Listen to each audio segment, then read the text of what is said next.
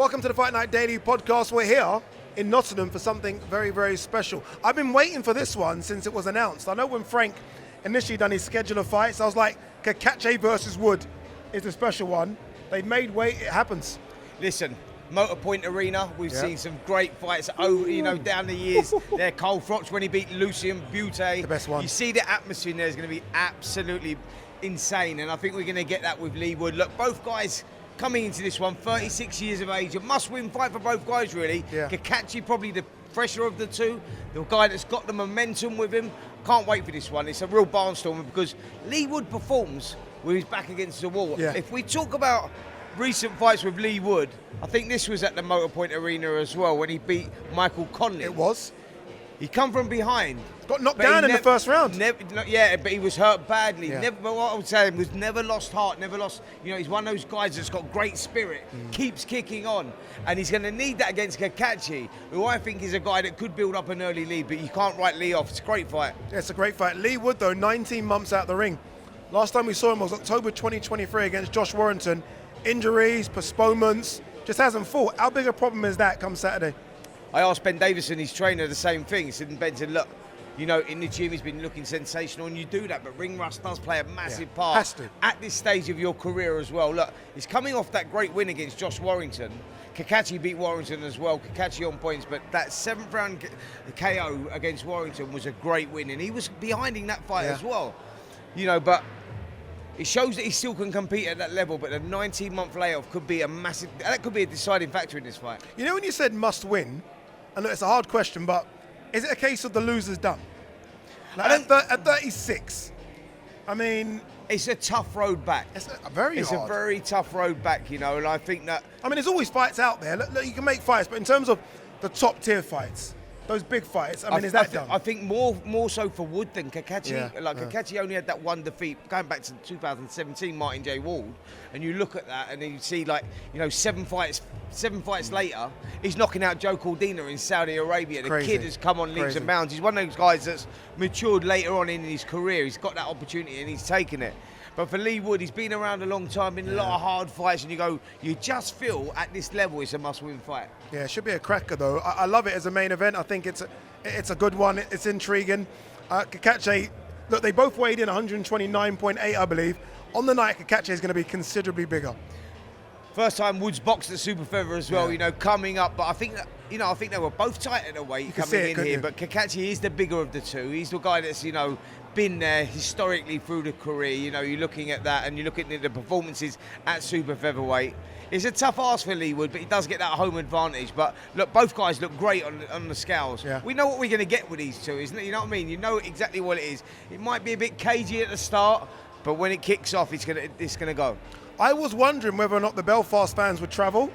Just listening to the weigh-in, the Belfast fans are here. Yeah. But this is Nottingham, and I almost feel like Leigh's going to get another 10-15% if he is in trouble from them Nottingham fans. They were there for Michael Conlon. Yeah. Mauricio Lara, the rematch. As you say, Josh Warrington. Those Nottingham Forest fans give him something. They certainly do. But look, Cacace brought some fans over as well. He did. What's your thoughts on it? How do you see the fight going between these two? It's a tough ask. It is a tough ask for Leigh, isn't it? For a number of reasons. Again, it's 19 months out of the ring. You're moving up in weight class, which is a big thing as well. You're 36. It's a tough ask. I almost feel like if he can weather the storm in the first 4 or 5 rounds, because there will be a storm, then you never know. But we always see Leigh get hurt, but he always seems to find something. How many times can Leigh Wood go to the well? Sometimes you're going to go to the well and there's no water. Sometimes you're going to go there and there's nothing. And trust me when I say this, right? When you get to a certain age, and he's 36 years of age, I know they're both 36, but in boxing years, Leigh Wood's older. Yeah. Because he's been to that well so many times, and he's found it, and he's pulled that heart and that soul has pulled him through there. But every fight's a Rocky movie. The last fight you see him against Warrington, he was hurt there a number of times. Before knocking Warrington out, because that he's got that equaliser, are the cracks starting to appear a little bit? There's all this ifs, buts and maybes make this fight such a fascinating fight. For me, Cacace, you got to go with him. Stoppage? What's interesting about Cacace? Look at the knockout record, and it doesn't suggest he can punch. I was speaking to Carl Frampton a bit earlier, and he sparred Cacace so many times, and he said, Ade, I'm telling you, sparring and professional fights, he's hit me harder than anybody else. Yeah, he told me that as well. Like he said, like, because I asked him the same thing. I was like, how's he only got the 8 stoppages or 8 KOs out of his victories that he's had? You look at the record and you go, because everyone talks about how hard this kid hits, and it's all about opportunity. And he said he's only just got that opportunity, and he's grown as a fighter now. He could get the late stoppage. I think the deepest division in this country right now, 175 light heavyweights. I mean, it's honestly, it's stacked. Light heavyweights, it's stacked right now. We got the chief support or co-main event is a light heavyweight showdown. I love it. Ezra Taylor versus Troy Jones, 2 unbeaten guys. They both called for it. They both have now got it. I like this fight. Intriguing styles as well. You got Ezra, who just looks like one of those slick American boxers, and Troy just likes to fight. Do you know what? We're at that stage, aren't we? You know, you look through the history of Nottingham fighters and you go back to Kirkland Lang and Errol Bomber Graham. You know, you're look talking at this about kid. that. Look at this kid. Show my age. Right, but you talk about like them sort of fighters and you go, and Cole Frotch in more recent times, Leigh Wood as well. And you go, what do they put in the water in Nottingham? Because they just always seem to churn out one fighters all the time. Ezra Taylor's that kid. Really? Ezra Taylor is that kid. 11-0, 8 KOs. If you've not seen him, not heard of him, a lot of you will, some of you may not have. He can fight. The only thing we don't know about Ezra is, has he got the dog in him? Yeah. And we'll only find that out when he gets put in that situation. Can I play a quick game with you? Quick game. Yeah, go on, please. So many good light heavyweights. All right, Ezra Taylor, Dan Aziz right now. Wow. I'm going Ezra. Ezra Taylor, Craig Richards. I'm going Ezra. Ooh, okay. Ezra Taylor, Lewis Edmondson. It's a tough fight. It's a tough fight because you're Tough talking questions. about proven versus unproven. Yeah. That's what so you're henching your bets on him being proven and he may not be. All right, one more. Well, I'm not going to go silly. I'm not going to go Boatsy Yarde yet. One more. Ezra Taylor, right now, Ben Whittaker. That's a tough call Tough as fight. well. But you know what? The reason I named those names is that the winner of this fight, it's almost laid out for them.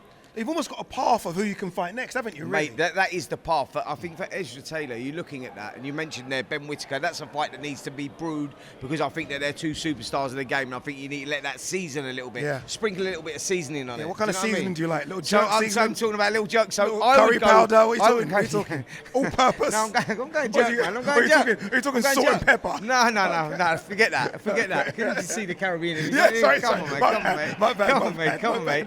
So, look, I think Ezra Taylor, I think the roadmap for him is you go Louis Edmondson next, look to pick up that British title. Then you got to look at the fighters like Dan Aziz. Yeah. And then you move into that next bracket where you're looking at the guys that are getting to that stage of their career like Joshua Boatsy and all those. So timing could be good for him. Joshua Boatsy, Anthony Yarde. You've literally got English level guys, British, European, and then you got the top of the tree, Callum Smith world. So there is that path. Carl Frampton's here. Let's get Carl in. Yeah, let's get him in. The Jackal. How are you, boys? How are you, Carl? I'm good. Am I holding that or are you holding it? No, I'm holding it. Who's holding it? Okay. Do you want to hold it? No, it's all right. What are we talking about here? Anyway, look, good night of boxing. Yeah, really good night. Good card, but the top of the bill, it's a fight that I've been excited about ever since it was talked about. Genuinely think potentially going into it, I mean, sometimes we expect fights to be good and they're not really good. I can't really see it happening for this one. I just think with the atmosphere and everything else, Leigh Wood's going to be coming forward. Anto will be trying to box, trying to hit hard from a distance. I think it's going to be a great fight. Cole, you know about inactivity, and that's where we're at with this fight because of the inactivity of Leigh Wood being out the ring nearly 19 months or so. That plays a huge factor, or could play a huge factor, going into the fight of this magnitude at this stage of their careers. Yeah, and I think because of his age at 36, the inactivity even hinders him a lot more. I think if he's in his mid-20s, and maybe it doesn't affect him as much, but he's been in a lot of hard fights as well. You got to remember, Spence too, and they all take their toll. Anto Cacace, on the other hand, although he's 36, if there's such a thing as a fresh 36-year-old fighter, it's probably Anto. Never really been in a war.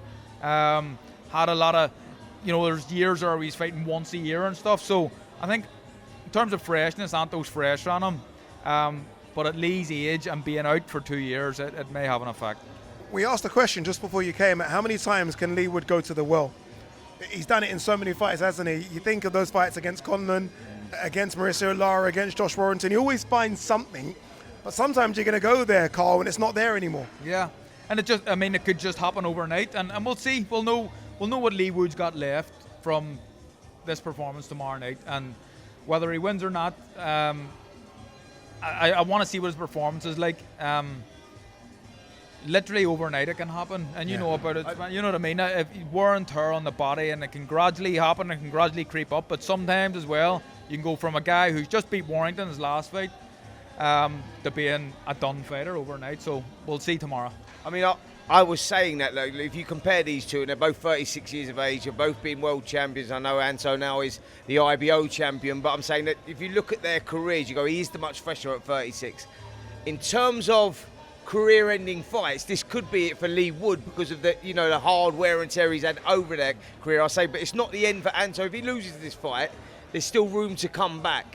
But for Leigh Wood, you just wonder, where does he go? Is at the end of the road? Look, I think if Leigh Wood loses, he's definitely done, and he should retire on what has been a remarkable career and one that he should be very proud of. But I think if you're Anthony Cacace as well, probably in the same boat. I know there's a chance that he may come back, but I think at 36, and knowing Anto and knowing his character, if Anto loses this fight, not that he wants to lose it and not that he thinks he's going to lose it, but if Anto loses, I say it's probably the end of the road for him. So a lot on the line, a lot of jeopardy for both boys.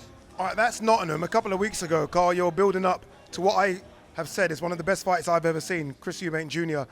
versus Conor Benn. Incredible fight, honestly. Especially considering what we got in Times Square in Saudi. It was really, really good. Chris Eubank Jr. sat down with Rory Jennings, of all people, and he spoke about what next, and he brought up the fact that if the public want to see the rematch with Conor Benn, it will happen. He spoke about Canelo as well. Should we see the Conor Benn rematch, especially at 160?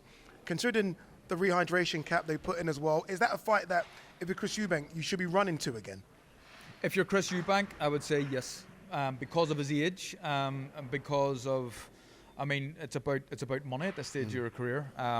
If you're Conor Benn, on the other hand, I would say stay away from it. I just don't think you want to be involved in too many fights like that. And Conor Benn still has a chance to become a legitimate world champion in the welterweight or light middleweight division. So I think he should focus on that. He'll make a bag of money if he fights Chris Eubank again. Both of them will. But they already made a bag in their first fight, so how much money do you need? You know, it's one of them ones. I think if Conor Benn and his team are sensible, I think maybe avoid the rematch. He could win the rematch, but it's going to be a hard fight. Spence, I want to ask you actually, on that, you mentioned Canelo in that little piece as well. How realistic is that? Canelo loves the money like all these fighters do, and we're hearing it did really big numbers. Canelo always said he wants to come over here, he wants a dance partner. If he looks at what Chris did, 65,000 in the Tottenham Stadium, massive pay-per-view numbers, is that enough to entice a Canelo to the Chris Eubank fight? Absolutely. Canelo's shown interest in wanting to fight here, wanting to fight at Wembley, wanting to fight in a stadium. Chris Eubank Jr. has that name. I sort of disagree with Cole a little bit, as in... He does this all the time, by the way.